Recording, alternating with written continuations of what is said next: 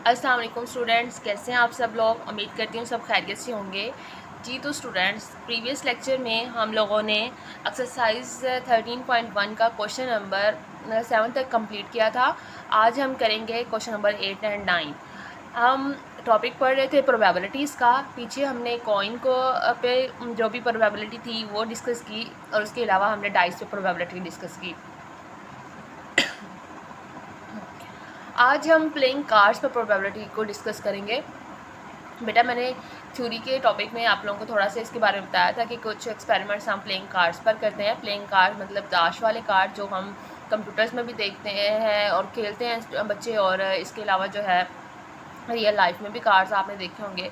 खैर, जिन स्टूडेंट्स ने नहीं देखे, हम क्वेश्चंस करेंगे इससे पहले इस गेम के बारे में थोड़ा सा ओवरव्यू ले लेते हैं, ताकि हमें थोड़ा पता हो कि उसके अंदर कार्ड्स किस तरीके के होते हैं, फिर हम क्वेश्चन अपने ईजिली कर सकेंगे।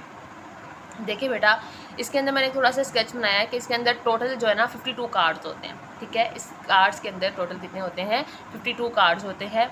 उसमें 26 कार्ड्स क्या होते हैं? रेड होते हैं, एंड 26 ही ब्लैक होते हैं। ओके, आपको पता होना चाहिए 26 रेड कार्ड्स होते हैं और 26 ही ब्लैक कार्ड होते हैं।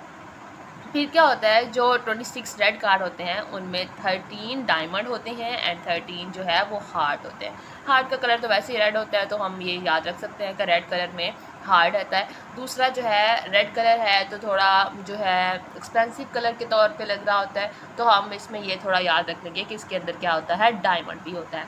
तो 13 डायमंड कार्ड होते हैं, 13 जो है वो हार्ट कार्ड होते हैं। इसके बाद जो ब्लैक कार्ड होते हैं उनमें स्पेड 13 स्पेड होते हैं और 13 ही क्लब होते हैं। ठीक है, जो है क्लब जो होता है वो पत्ते की तरह की शेप ऐसे बनी हुई होती है हमारे पास ना, वहाँ पे इसको क्लब बोल रहे होते हैं। थोड़ा सा ये पत्ते की शेप होती है। ठीक है, और जो है इस तरह की शेप होती है। और जो स्पेड होता है वो दूसरा हार्ट टाइप का थोड़ा सा लीफ होता है, उसको स्पेड बोल रहे होते हैं। ठीक है, हार्ट की शेप आपको वैसे ही पता है कि वहाँ पे जाहिर सी बात कार्ड्स पे तो फिर इस तरह वाली शेप ही बनी होगी ना। और जो डायमंड है उसकी शेप भी आपको पता है कि इस तरीके की डायमंड की शेप होती है। ठीक है, ये रेड कलर्स में होते हैं और ये ब्लैक कलर्स में होते हैं। ठीक है, तो टोटल इस तरीके से हमारे पास 52 कार्ड होते हैं। अब 13 डायमंड कार्ड्स में क्या होते हैं बेटा? 13 डायमंड्स कार्ड के अंदर एक एस होता है। एस कहते हैं वन को। ठीक है, एस किसको कहते हैं? वन को होते हैं। वहाँ वन नहीं लिखा होता, उसके ऊपर एस ही लिखा होता है। उसके बाद 2 3 4 5 6 7 8 9 10 तक की काउंटिंग पूरी होती है।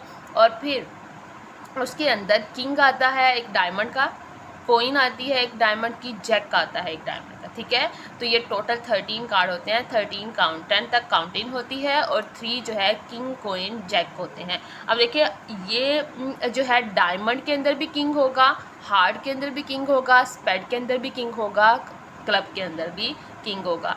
तो इस गेम के अंदर टोटल कितने किंग हो गए? 4 किंग होंगे। इसी तरह टोटल 4 ही क्वीन होंगी, टोटल 4 ही हार जो है वो जैक होंगे। ठीक है, तो 4 किंग 4 क्वीन एंड 4 जैक होंगे और 4 ही एस कार्ड भी होंगे। तो इन 4 कार्ड्स को ना हम फेस कार्ड भी बोलते हैं। ठीक है, king queen jack and ace card को हम क्या बोलते हैं? फेस कार्ड भी बोलते हैं। तो ये थोड़ी सी चीज़ें थी जो आपको क्वेश्चंस करने से पहले जो है वो पता होनी चाहिए। अब हम क्वेश्चन को रीड करते हैं, अपने को क्या कहते हैं। क्वेश्चन के अंदर है अ card is selected at random from a well shuffled pack of 52 playing card। हमने कुछ कार्ड सेलेक्ट करने हैं, पहले शफल करते हैं 52 प्लेइंग कार्ड्स को, फिर उनमें से कुछ रैंडमली कार्ड सेलेक्ट करने हैं। What will be the probability of selecting a coin? Coin select करने की कितनी प्रोबेबिलिटी होगी? अब आपको ये पता होना चाहिए कि कितनी कॉइन्स होंगी उन 52 कार्ड्स में। और अभी अभी मैंने आपको बताया कि 52 कार्ड्स में कितनी कॉइन्स होंगी? 4 कॉइन्स होंगी। कौन कौन सी कॉइन्स होंगी? डायमंड की होगी, हार्ट की होगी, स्पेड की होगी और क्लब की होगी। ठीक है, तो इसकी हमने प्रोबेबिलिटी बतानी है। तो बेटा कोइन लेने हैं, पहले सैम्पल स्पेस लेते हैं। सैम्पल स्पेस के एलिमेंट्स तो 52 आएंगे क्योंकि 52 कार्ड्स हैं। फिर हम लेट कर लेते हैं कि जो हमारा इवेंट है ना वो सिलेक्टेड क्वीन का है। क्वीन का है तो इवेंट के अंदर 4 क्वीन आ जाएंगी, चारों जो है उनकी कैटेगरी की क्वीन आ गई। तो नंबर ऑफ़ एलिमेंट ऑफ ए कितना हो गया? 4 हो गया। हमने प्रोबेबिलिटी निकालनी है, तो प्रोबेबिलिटी ऑफ ए जो है वो number of elements of event divided by number of elements of samples पे। ये 4/12 हो गया। 4 1 ज़ा 4, 4 1 ज़ा 4 और 4 3 ज़ा 12। ये कटिंग करने के बाद हमारे पास 1/12 13 आ गया। सेकंड पार्ट में इसके ये पूछते हैं neither a queen nor jack, कि आपके क्वेश्चन के अंदर क्वीन भी नहीं आनी चाहिए और जैक भी ना हो, तो फिर कितनी पॉसिबिलिटी बनती हैं, आपकी प्रोबेबिलिटीज़ बन सकती हैं। तो देखें स्टूडेंट्स, आप 4 जैक होंगे वो निकाल दें, 4 क्वीन होंगी वो निकाल दें, तो टोटल कितना निकल जाएगा आपके कार्ड्स में से 8 निकल जाएगा। जब 8 निकल जाएगा तो टोटल 52 कार्ड्स हैं, 52 कार्ड में से 8 निकाल दें, तो आप चेक कर लें कि आपके पास क्या बनता है। ठीक है, अब देखिए let B be the event, selected card is neither queen neither jack, B total outcome minus number of jacks। ठीक है, टोटल आउटकम में से नंबर ऑफ जैक माइनस करें and number of queen minus कर दें। तो 52 -4 सॉरी ये 44 होगा, क्योंकि 52 में से 8 माइनस करने से 44 आता है। ठीक है, 52 में से 8 माइनस करने से हमारे पास क्या आता है, 44 आता है। तो यहाँ से हम लोग निकाल देते हैं इसके नंबर ऑफ़ एलिमेंट्स कितने बनेंगे, फिर 44 बन जाएंगे। इवेंट्स के एलिमेंट्स 44 हो गए। प्रोबेबिलिटी का फॉर्मूला लगाते हैं, तो 44/52, इसकी कटिंग कर लें आप, 4 1 4 4 1 4 4 1 4 एंड 4 3 12।